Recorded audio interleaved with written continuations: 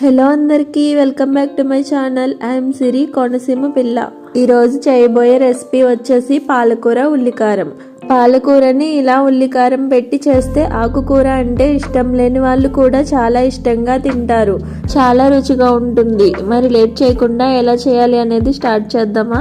ఒక కట్ట పాలకూరని తీసుకొని క్లీన్ చేసి చిన్న పీసెస్గా తరిగి పెట్టుకోవాలి. ముదురుగా ఉండే కాడలు తీసేసి లేతగా ఉండే కాడలు పీసెస్గా కట్ చేసి వేసుకోవచ్చు. 2 మీడియం సైజ్ ఉల్లిపాయల్ని తీసుకొని పీసెస్గా కట్ చేసుకోవాలి. ఇప్పుడు ఉల్లికారాన్ని ప్రిపేర్ చేసుకుందాము. మిక్సర్ జార్లోకి కట్ చేసి పెట్టుకున్న ఆనియన్ పీసెస్ని వేసుకోవాలి.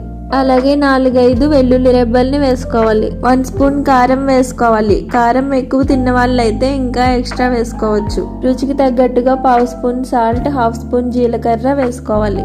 దీనిని మెత్తగా కాకుండా బరకగా ఉండేటట్టు గ్రైండ్ చేసుకోవాలి. నేను చూపిస్తున్నట్టుగా ఈ విధంగా ఉండాలి. ఉల్లిపాయ అనేది ఇలా చిన్న చిన్న పీసెస్గా కనిపిస్తూ ఉండాలి. మీ ఇంట్లో రోలు లాంటిది ఉంటే కుమ్ముకోండి, ఇంకా రుచిగా ఉంటుంది. కర్రీ కోసం ప్యాన్ పెట్టుకొని 4 స్పూన్స్ ఆయిల్ వేసుకోవాలి. ఈ ఉల్లికారానికి ఆయిల్ అనేది ఎక్కువగానే పడుతుంది. ఆయిల్ హీట్ అయిన తర్వాత పోపు దినుసులు వేసుకోవాలి. 1/2 స్పూన్ శనగపప్పు, 1/2 స్పూన్ మినపప్పు, 1/2 స్పూన్ ఆవాలు, అలాగే 2 ఎండుమిర్చి పీసెస్గా కట్ చేసి వేసుకోవాలి. జీలకర్ర ఉల్లికారంలో వేసాను అనేసి ఇంకా వేయలేదు.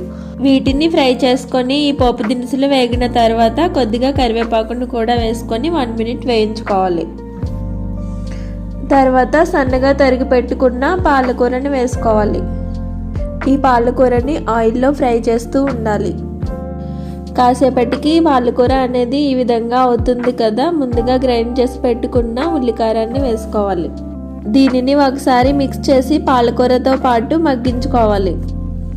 కాసేపు మగ్గిన తర్వాత 1/2 స్పూన్ పసుపు, రుచికి సరిపడా సాల్ట్ వేసుకోవాలి.